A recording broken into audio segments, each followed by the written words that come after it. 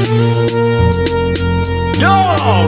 this is Rampant Killer already, the DJ already. Kansubire nti muli bulungi yonna gye musinzidde okuba nga ate mutumbudde abantu abeerako ddala 2+ be basirikidde mu nnyonyi ya Air India ebadde yakasimbula ku kisaawo okwolekera mu kibuga London. Eno ebaddeko Abangereza abawera ddala 5 so nga tekigambibwa nti egudde ku kizimbe nga kino kibadde kya ssomero nga mulimu abayizi abayina bye bayiga, so abantu bangi bafudde. Kyolina okuba nga ate omanya kitalo nnyo kitalo ddala. Amanya yenza akabenjede kabisabeli musliman welcome abantu bali kuyiva ne bafiirawo era nga akabenje kano kagudde mu ttawuni y'Enjebe mu disitulikiti ey'Ebweke. Kavuddewo mu kire kyakisiza ennaku olwaliro. era takisi bwetu bwefaananye sisuubira nti waliwo awonye takisi bwetu bwefaananye driver abadde atudde awo.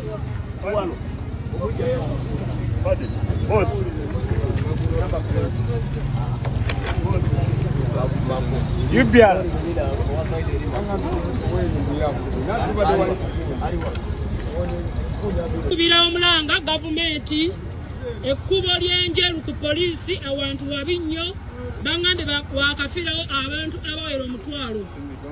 Tuleera etomedde takisi n'etomera 5,000 abantu ababadde muno bonna tewali awonye. Emmotoka bwetu bwerabise temuli awonye. Tubasaba ekkubo wano bayitawo batya wano mpozi wano bayitawo batya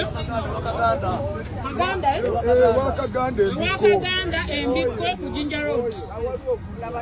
Accidenti bwetu bwerabise era 18 bafu. Takisi baddemu abasaabaze iyo yonna eweddewo. Wano driver wabadde atudde. Kitalo nnyo bambi so nga ate y'omukulu amanyiddwa nga Charles Mugudde Maxwell ng'ono ssentebe wa disitulikiti y'e Kamuli ng'ono era abadde avuganya mu kamyufu ka National Resistance Movement ku kifo kye kimu afiiridde mu kabenje akagudde Naggalama enkya y'olunaku olwaleero bw'abadde agenda ekyaddondo ku kitebe kya NRM okufuna empapula. Kigambibwa nti ono abadde avuga ndima n'atomeragana ne Sinotrack bw'atyo n'afiirawo. So nga ate yo poliisi eri mu kunoonyereza n'okutegeera omulambo gw'omwami ogwasangiddwa wali eri ku Kampala Golf Course enkya ya leero. Omwami ono tannategeerekekako yaani era baani abaamuse okutuuka okuba nga omubiri gwe baagulese ne bagusuula wano.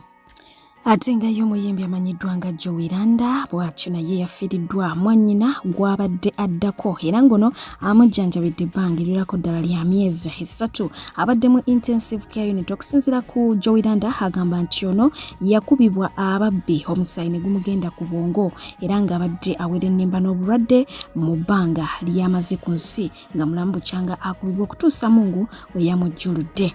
Kitalo nnyo kitalo ddala.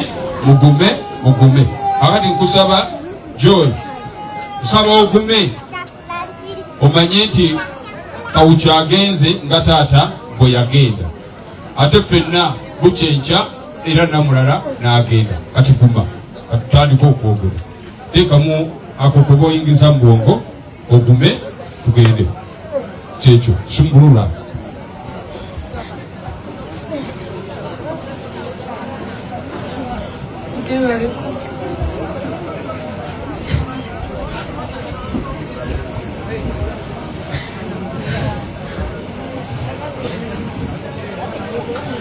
Tubale tujja bamati okumala omwaka mulamba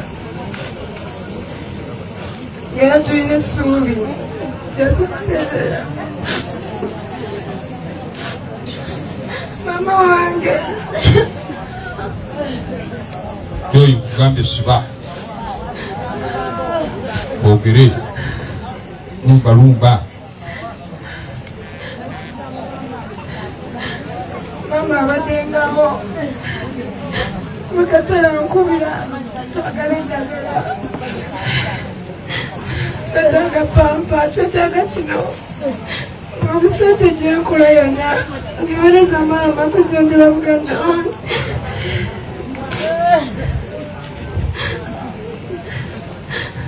Mukama kuzana mtwala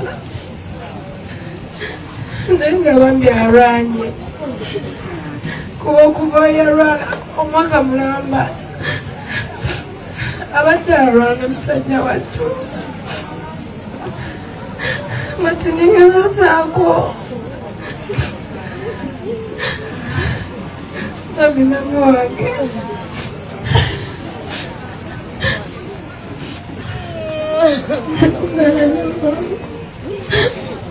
ekyo because nagabye dakiika emu bali kujanjaba abazo tuziikireko bamitoyanzisa nnyo mikwano gyange mikwano gya mami wange ababaddewo olwo natuuka nenyiga nga ndaba teri atubeererawo mu ddwaliro netuguma negamba mama ngenda yiya buli sente gyengenda oyimba mu ndogo ngenda kiteeka mulwadde aje kutereera bisaba omulemirembe bagalaja amiina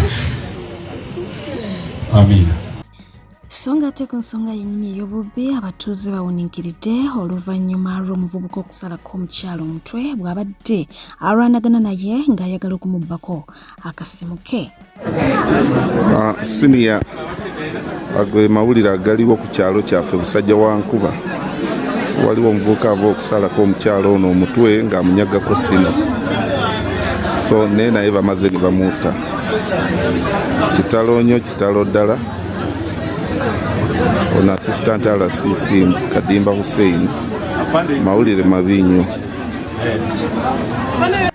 So ng'ate yo Ministry y'ebyentambula yavuddeyo netegeeza nti okutandika ku ssaawa 6 ez'ekiro ekiro ekyakeseza olunaku olwaleero enkola ya EPS Auto yayimiriziddwa Minisita w'ebyentambula Jeno Katumba Wamala esooke ebeere ng'ate yeekeenenyezebwa wabula ng'ate era bagenze mu maaso okubanga bakubiriza bannayuganda okusigala nga bagoberera amateeka g'oku nguudo.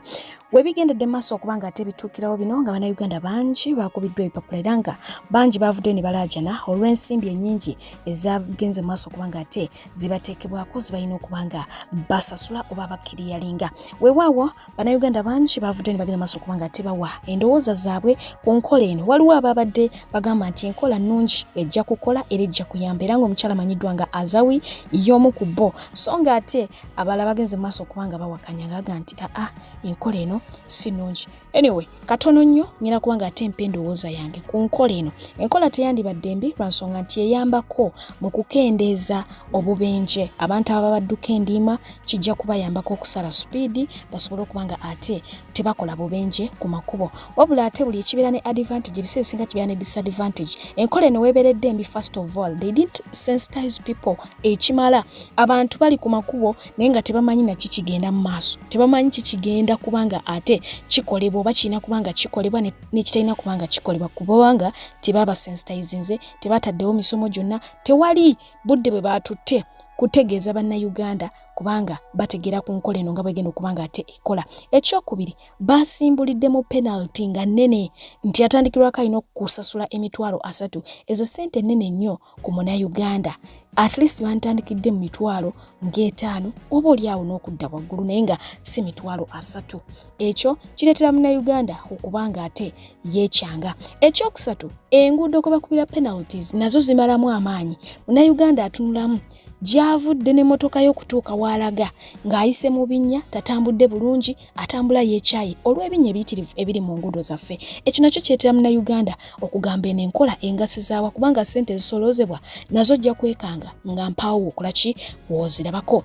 Ekyokusatu Speedi eno ku bantu ababa bagudde mu buzibu eba teyina we bayambira naddala ababbi ejja kuleetera ababbi okweyongera kubanga twali tulabyeko cases oba scenarios wali eri ku luguudo oluva Jinja okuyingira Kampala mu bitundu byawe Nakawa ng'abaana balina omuze ogukuba amagi ku mmotoka such that baziba endabirwamu driver jalaga olwo ne bayingira ne batandika okubba. Kitegeeza nti emmotoka ebana bazisaze nnyo speed naddala ku highway mu budde obw'ekiro abantu bagenda kubanga bafeesinga obuzibu bungi nnyo naddala eri ababbi. Jjukira kati ababbi b'emmundu baweze mu ggwanga Uganda okwememula babba misana ttuku okitegeera. Kitegeeza nti wajja kubaawo ettemo lingi bw'onoogezaako resistinga bajja kutta. emmotoka zigenda kubbibwa. So eyebadde endowooza yange, if this is to be implemented, kitekebwe mu nkola, balina okuba nga basensitizing abantu, balina okulongoosa enguudo, batekeko ebitaala ebiyimiridde obulungi, olwo balyoke baleeta amateeka ago ng'emitala w'amayanja bwe gabeerayo, koza abantu abasinga bali mitala w'amayanja badde bagamba kyekyo kirungi nnyo, naffe wano agamateeka tugalina. But the question is, enguudo zammwe zifaanana ez'e Uganda? Obubbi bweyo bwenkana n'obwe Uganda? Waliwo ebirina okuba nga ate bisooka okuterezebwa, then amateeka nga gano galyoke gajje, olwo Munnayuganda ajja kugondera nga mpaawo kyatoma. Eyo ebadde endowooza yange, naawe olina okuba neyo. Banaye wano tuliko express, oluguudo olusinga okubeera olw'ebbeeyi mu nsi yonna. Luno lwe luguudo olusinga okubeera olw'ebbeeyi mu nsi yonna. Mpozi ekirala, okulwakisesinga olina osooka oddusasulira 15,000. Kitegeeza nti bw'oba ogenda olina oddusasulira, n'okudda olina oddusasulira bw'oba odda gwe mutwalo. Luno oluguudo lukola billions and billions of money. Era tetufuna na accountability nambulukufu ku luguudo luno. Naye njagala balaga kyoba njagala kino mulaba ki, lulo teruliiko mataala. Oluguudo olusinga okubeera olw'ebbeeyi mu nsi yonna, duulo teruliiko mataala. Kati gwe teeberezaamu bw'oyogera nti abo bakola ki. Weetwogerera Bannayuganda abasinga bali worried about ekirwadde kya COVID-19. Najjukira nti ekirwadde kino kyatigomya mu mwaka gwa 2019, 2020 wonna, emyaka egyerako ddala 2-3 nga tuli mu lockdown. So Bannayuganda bakiwulirako bawulira ekirooto eky'entiisa ate nga kyatoola obulamu bw'abantu bangi mu mawanga ag'enjawulo nga ne Uganda kwotadde. Kaakati nno abangi babadde bavaayo nga bakola amawulire nga batulaga nti we have different cases ez'abantu abafunye obulwadde buno mu districts ez'enjawulo. Naye nga yo ministry y'ebyobulamu evuddeyo kubanga ate egumya Bannayuganda ne bategeeza nti temulina kweraliikira this time round. Mu Uganda erina engeri gyegenda maaso okubanga ate sitadingamu ekirwadde kya COVID-19, era ng'egamba nti ku mulundi guno baakukikwasaganya singa kiba kizze tewajja kubanga ate wabeerawo lockdown. Naye nga Bannayuganda bamu babadde batandise okugamba nti oba oliawo embeera eno ey'okwogera ku bulwadde bwa COVID-19 ereetebwawo olw'akaluka 2026 agenda okubanga ateeka kwajja oba okitegeera. Naye nga ebyo ebiriwo sofa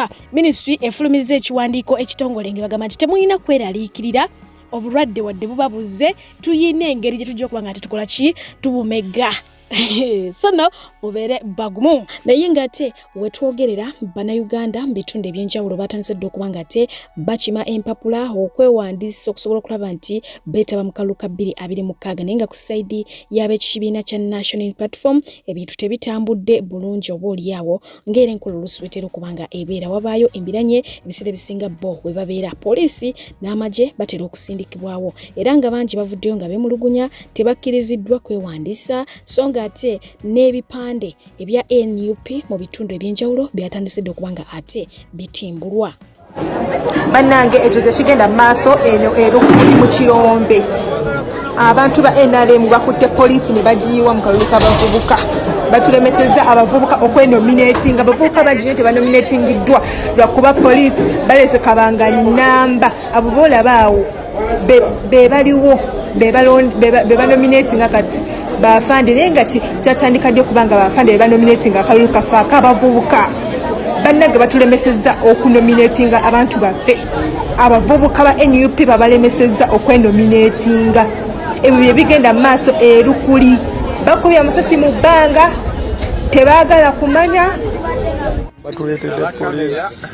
Laba na poliisi utakola kibuli. Oyinza okubalabisa naawe. Batuleetedde poliisi bakkiriza b'enyala bokka. Kitegeera.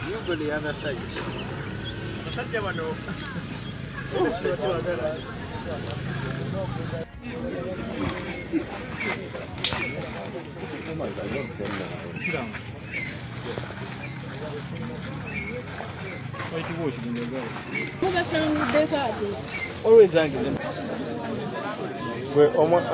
Ono mwami chairman omukyala wo twagala kufuna namba kuba ina gwe yasikendize already atosano wali kumne oyima batemudde ebifaananyi bya Nuupu gwa nsonga President Museveni agenda kujjeeyo bamugambanga ngo buli lunaku ffe tetuyina gunje eno opposition. Kati njagala kubuuza bino abasajja b'enyaremu bayiseemu nga bakola ki nga batemula ate omuntu abadde abakulira ye Figo West ne Kabaaya babadde bakulira kuno okujjako ebintu bino. Ate nga y'omukulu amanyiddwa nga Zambali Brazil Mukasa y'omukwaba abakimye empapula mu kibiina kya NUP okubanga ate yeewandisaawo okwetaba mu kalulu ka 2026 ng'ono ayagala kukiikira abantu b'Nansana. Teyabadde yekka n'omukulu amanyiddwa nga Big Eye naye ayagala kukiikirira abantu beeyo. Weewaawo omukulu ono we yafunye akadde okuyitako mu bantu b'e Nansana bwe batyo baamutabukira era nga baamusenza luti.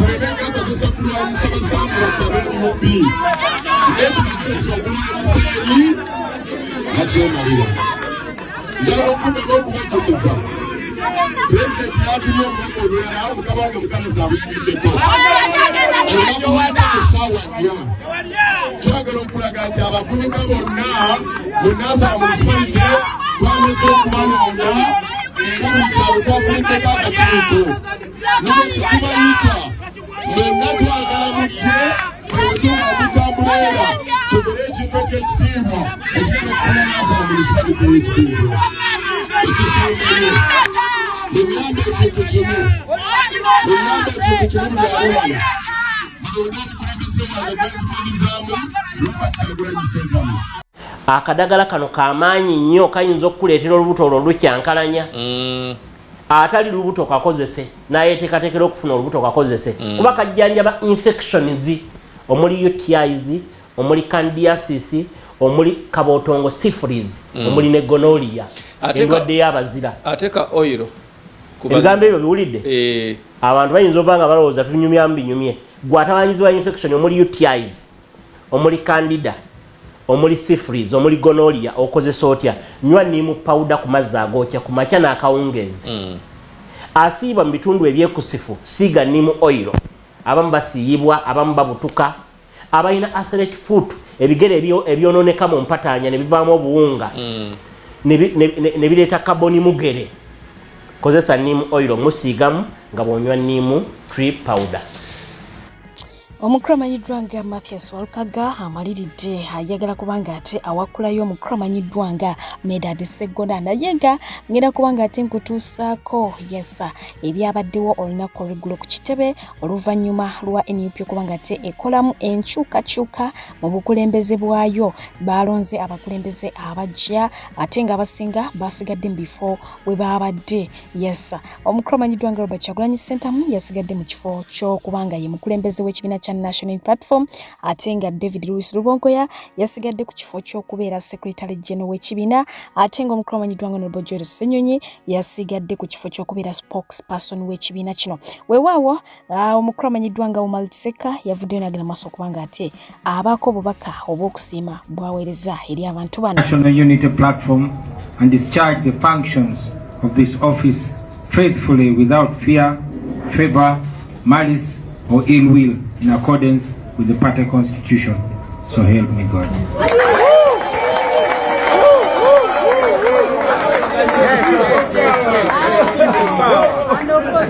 People power.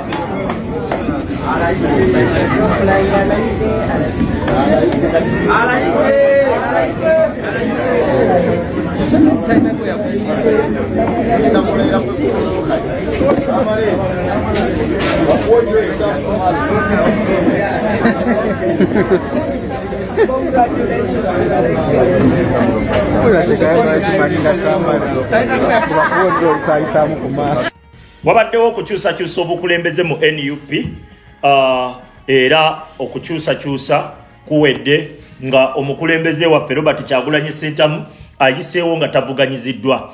Mpozi omukulu Buwembo Abibu yakutte ekifo kya Kkunga. Buwembo Abibu oyo nina akantu ke mmumanyiiko akatonotono nti ne bwogenda ku peegi ye ensonga zonna abadde nga aziteekayo ng'ali active nnyo. Kati we bamuteeka wali eri ku bwa chairman bannaye congratulation Buwembo Abibu tujja tambula ffenna naye nga tuli ku mulamwa kubanga awo akatime kojjiddemukko kalimuuko ku kaliro naye nga bino bintu byakununula ggwanga lyaffe ate era nga tulina linunula mu mbeera zonna. Chairman Nyanzi aweereddwa obwa sekuritale bw'ensonga z'ebweru. Chairman Nyanzi totukoze bubi muganda wange naye akaliro kabadde kabulamu just totukoze bubi otukoze si bubi. Congratulation Chairman Nyanzi. Mpozi n'ekirala nga bw'olaba embeera mu NUP nti tewali mu No Man's Land. Njagala mukitegeere mwenna nti ebifo by'obukulembeze byonna si buliribwo nti wabugula nti gwe ino bwebakako. Ebyo kuweereza ggwanga nga bw'olabye enkyukakyuka bweriwo esobola okubeera mu buli ango kisoboka. Era temukanga bantu kwesimbawo buli omu mu sayizi ye. Jangu weesimbewo bw'oba olaba ng'olina obusobozi bw'okuweereza eggwanga lyo. N'ekirala bannayuganda kye mulina otutegeera nti ffenna tubyogera nga bwe tubiraba. Naye NUP bwe basalawo ne bagamba nti ono gwe tuwadde kaadi ffe tulina kudda buzzi ku mugongo. Ekyo kye tulina okukola. Gwe bawadde kaadi yenna ffe tulina kugoberera bugoberezi kudda buzzi ku mugongo kubanga waliwo kye twetaaga waawo era temukibuusa amaaso. Era omuntu yenna agamba ababaka tetujja balonda tugenda balonda kasita aweebwa kaadi. Naye akola yenna amanyanga tujja mugamba nti gundi ekyo kyokola manyanga. Tukyeyambise okulemesa ebigendererwa bya Museveni okutukola ki okutuwamba.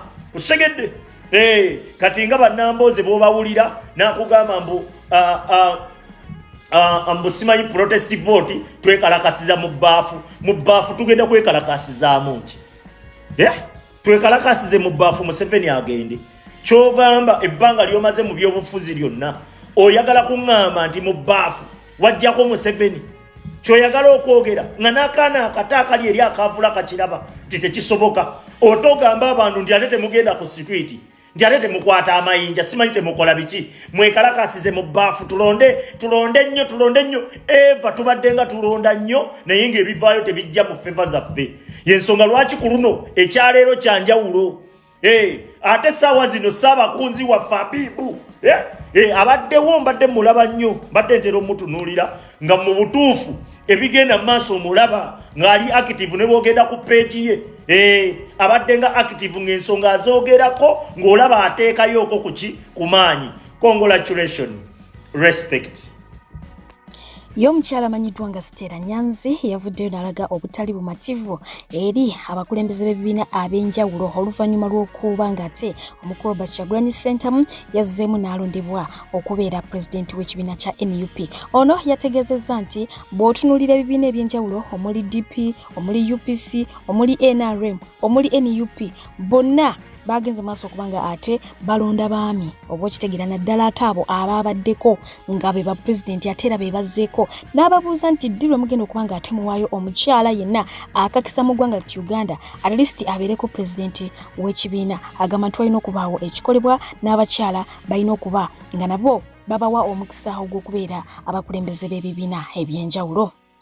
Omukulu amanyiddwa nga Ziza Bafana ng'ennaku zino munna NUP Lukre bw'atyo yagenze maaso okubanga ate atuuse okwemulugunya kwe ku mbeera eyaliwo ku kitebe jjojjuze oluvannyuma lw'okubanga ate ab'ebyokwerinda wamu n'abamagye basalako ekitebe kya NUP ekisangibwa e Makerere Kavule bw'atyo ne bagenda maaso okubanga bakyankalanya omukolo ogwali genda mu maaso gattako n'okutulisa amasasi agaaleka nga bingi biri ku ttaka. Njagala mukimanye muliro gwe mwongera okkuma buli lwonyigiriza ennyindo ogireeta omusaayi. Abantu banna balina kale iyo buli lwobalaga nti ate ggwe ofuuse muzibu gye bali nabo baba balina okufuuka omuzibu gy'oli kubeera ensi tewali alina bulamu lubeerera wano nga tukyaliwo nga twabigenda obubi mu nsi yaffe tetugenda kusirika kati nno mbabuulira ensi yonna eraba poliisi ebintu bye muli mukola okunyigiriza abantu kyemwakoze ekitebe kyaffe ne mwonoona enteekateeka zaffe ez'okunnyonnyola abantu okulaba nga baagala ensi yaabwe n'ogirwanirira n'ebintu bye balaba ebigenda obubi nabyo bikubye omuntu amasasi ne tiyaggaasi kaakati nno wano wagenda kubaawo olutalo ensi yonna keerabe nti omuddugavu ali mu kutta muddugavu munne watali nsonga wabula ng'omuddugavu oyo alwana kulaba nga wabeerawo obwenkanya mu ggwanga lino kyemwatuusizza ku bantu kyemukola abantu kyekigenda okubatuusibwako kibi nnyo ekyabadde ku kitebe kyaffe ekya Nuupu si gwe mulundi ogusoose abalungi abatuwuliriza era abatulaba olunaku olwaleero tukyaddeko ewa Sheikh Ashraf Dembe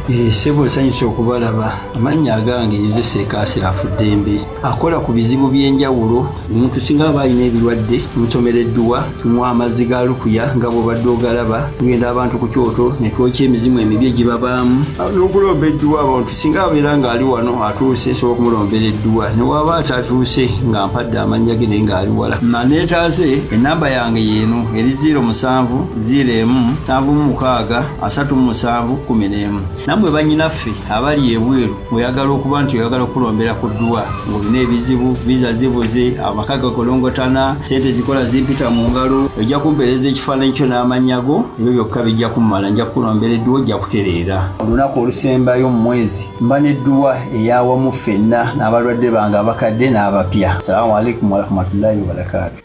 naye ng'ate bo aba Molden International Labour Consultants bavuddeyo kubanga ate bakutegeeza nti kampuni bwaguuga okuva mu UAE yeetaaga bacleaners ab'obulenzi oba abaami mwanattu nga mwanattu bano bagenda kubanga ate bakola interviews ennaku z'omwezi nga 2 omwezi guno gwennyini gendayo okole interviews ate nga mukadde ke kamu visa zaabwe zigenda kubanga zifuluma mu bbanga lya wiiki emu cause obwetaavu bwamangu ddala.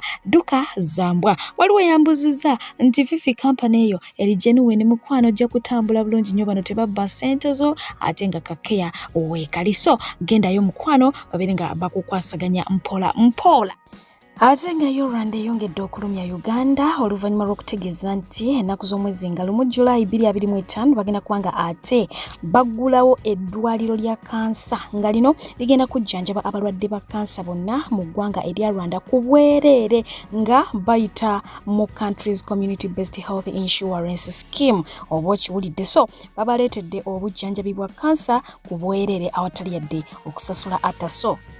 Omukulu amanyiddwa nga Romantic Mukiga yavuddeyo n'agenda maaso okubanga ate ayambalira omukulu amanyiddwa nga Kananura ku mukutu ogwa X ng'agamba nti ono yatomedde owa bodaboda okitegeera omotoka ye ya gavumenti ekika kya Land Cruiser bwe yamaze omutomera pikipiki ye n'agyonoona ng'ate akigenderedde kubanga yabadde ayogerana ku ssimu bwe bagezezaako okubanga ate boogerako naye omukulu yagenze maaso okubanga ate abambalira era bw'atyo n'amalamu omusubi owa boda yamulese ataawa. Bwe yamaze okwogera ensonga zino waliwo omukulu yavuddeyo n'amwanukula n'amugamba nti mukwano ekyo kyoyogerako kituufu nnyo. Omukulu y'omu oyo yagenda maaso okubanga ate abaako omwana w'essomero gwakoona ekisaasi wabula yava mu mmotoka n'awalabula omwana n'atakoma okwo n'agenda maaso okubanga atabukira abazadde obutaagala kwerekera abaana baabwe ku masomero. Bwe twagezaako okumugambako atwale omwana ono mu ddwaliro yavuga buvuzi mmotoka omwana n'amulekaawo ng'atawa wadde okumufunira ka first aid avugira ddala bubi mu mmotoka ya gavumenti ate takola ki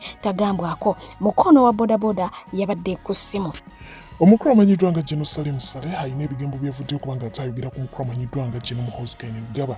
Yagambye nti my nephew Kainerugaba is a lion, fearless, disciplined and ready to defend Uganda's soul. His heart beats for the youth, for the UPDF, for our nation's future.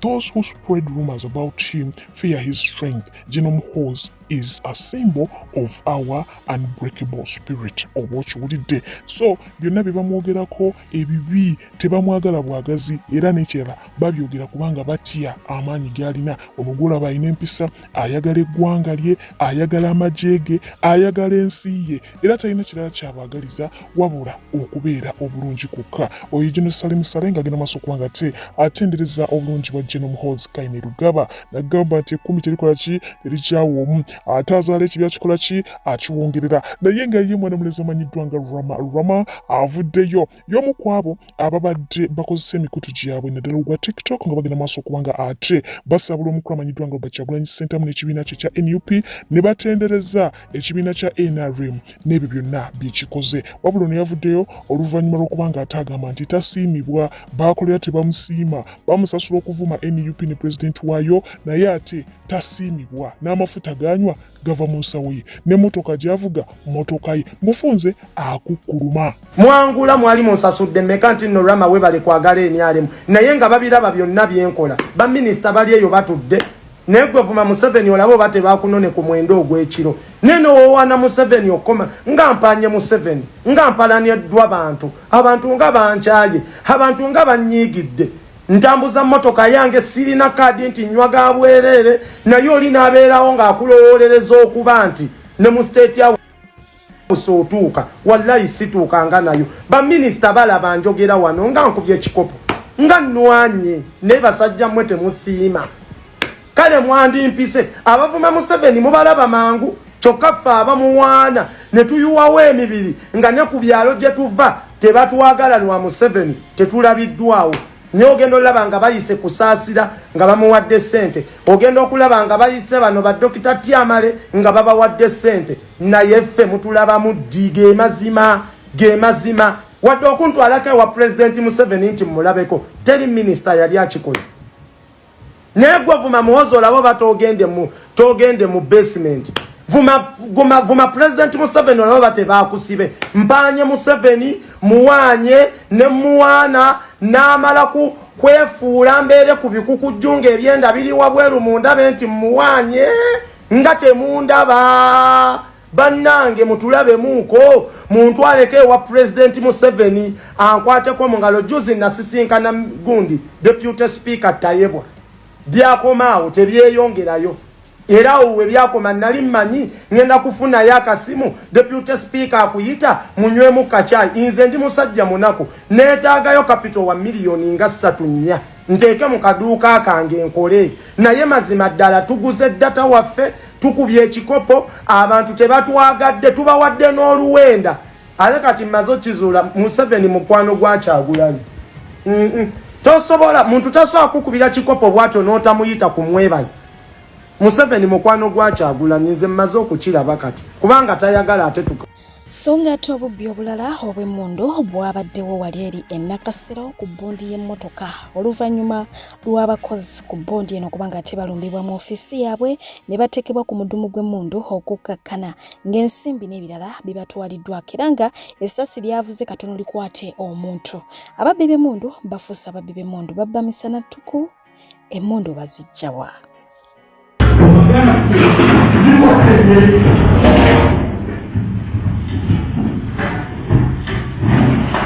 Ogalo kugera ngakali kama natawa amuba aulage ndio akataka kumala teko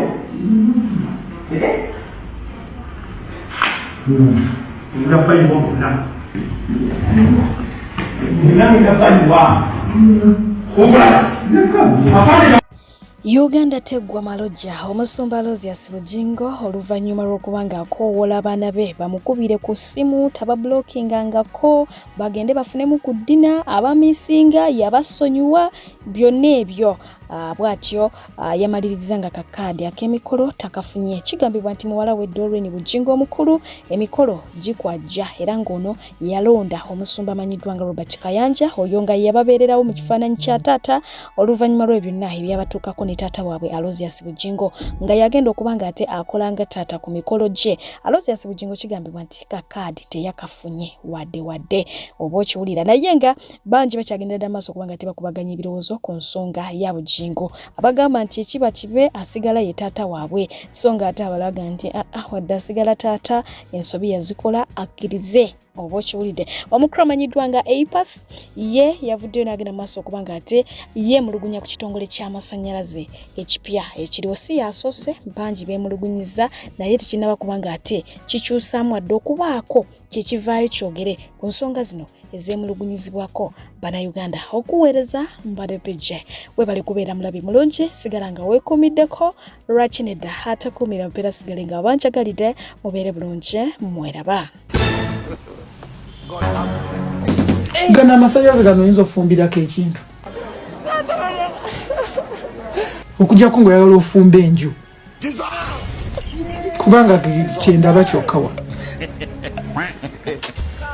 sajja bankoledde disikolayiti wa owulira wenna nga tokyalina maanyi sikirina maanyi ndi stressed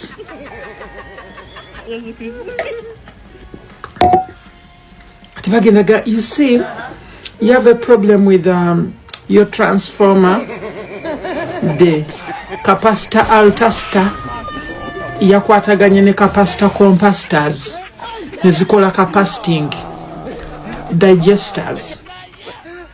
Is a crinkwam mu crinkwam. Kakati ebyo mba ngenda bitegeera ntya.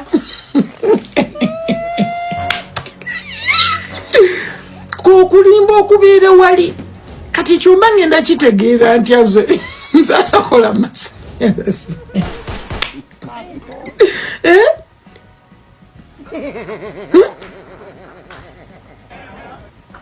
mba ngenda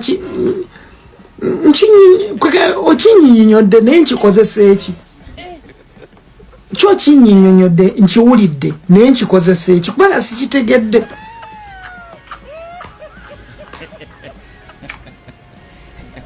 mukendeze technical language ebintu byemutugamba oluusi tuba tetubitegeera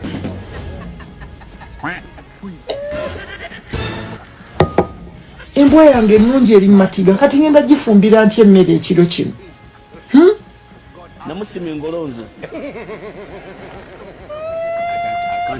kati siba kuba na gaasi nandibadde embwa yange esiibye enjala embwa eri mumatiga its life is in turmoil, it is in problems.